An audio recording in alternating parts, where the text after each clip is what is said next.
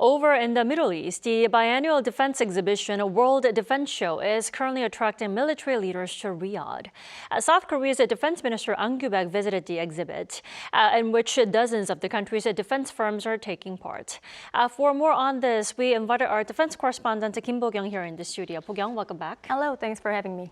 Bo-kyung, before we get into what the Defense Ministry's press corps was able to witness in Riyadh, let's talk about the talks between the defense chief Ang Kyu-baek and Saudi Arabian officials. Right, so Defense Minister An sat down with his Saudi Arabian counterpart Khalid bin Salman Al Saud on Sunday in Riyadh. And during their meeting, the two countries' state-run defense research agencies signed an MOU to lay the foundation for a mutually beneficial and forward-looking partnership. Minister An invited his Saudi counterpart to South Korea, and the Saudi minister said he hopes that South Korea's technical expertise will help boost Saudi Arabia's defense capabilities.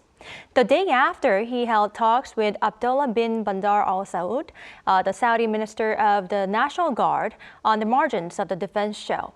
During these, An noted how the two sides are establishing a firm partnership and called for further advancing bilateral ties in a mutually beneficial manner.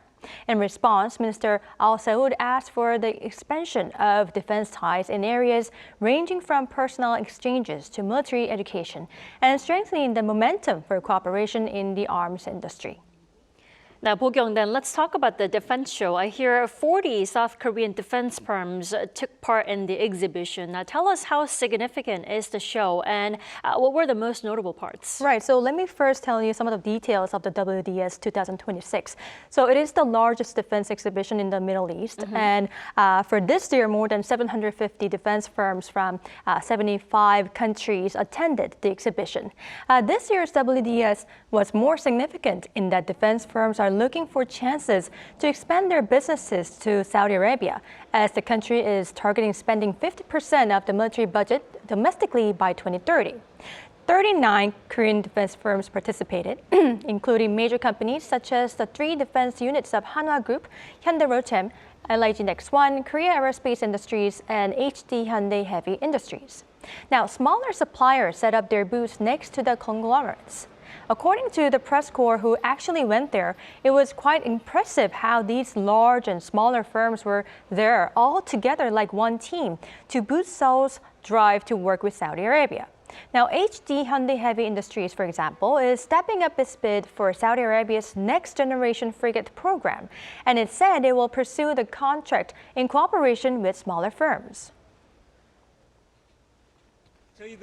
About 250 local partner companies work with us on our warships. Their equipment and parts come together to build one ship. Our strength is not only at Hyundai Heavy Industries, but in the teamwork and synergy we create with our partners. We have consistently worked with HD Hyundai on Trade Ministry R&D projects, and we're able to succeed in supplying Korean-made navigation equipment for 4 Peruvian Navy ships that HD Hyundai built. Now we are working hard with HD Hyundai to expand this achievement to the Philippines and Saudi Arabia. Now, Hanwha Ocean promoted its 3,600-ton Jangbokgo 3 submarine at the exhibition. What's notable is that Hanwha also showcased the importance of boosting ties with small and medium-sized Korean companies, having signed MOUs with a little less than a dozen of them, to jointly pursue opportunities in Saudi Arabia and the wider Middle Eastern market.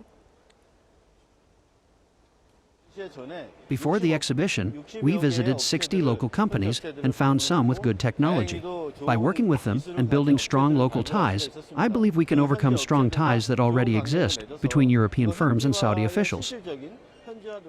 Bo-kyung, before I let you go, we certainly cannot leave out the air show by the South Korean Air Force's aerobatic show, right? Right, so aerobatic, right, the team's name is Black Eagles actually. And they performed to the Grammy-winning soundtrack Golden in the skies of Saudi Arabia. They showed off a series of complex maneuvers, even drawing the Taeguk symbol in the sky, impressing the locals there. For this performance, the Black Eagles left the Wonju base late last month, stopped in Okinawa, the Philippines, Vietnam, Thailand, India, and Oman before reaching Saudi Arabia. 9 T-50B planes, 4 C-130s carried over 120 personnel and flew about 11,300 kilometers to get there. It was indeed a long journey for such a wonderful performance in the Saudi sky. Bo-kyung, thanks for coming in tonight. Thank you.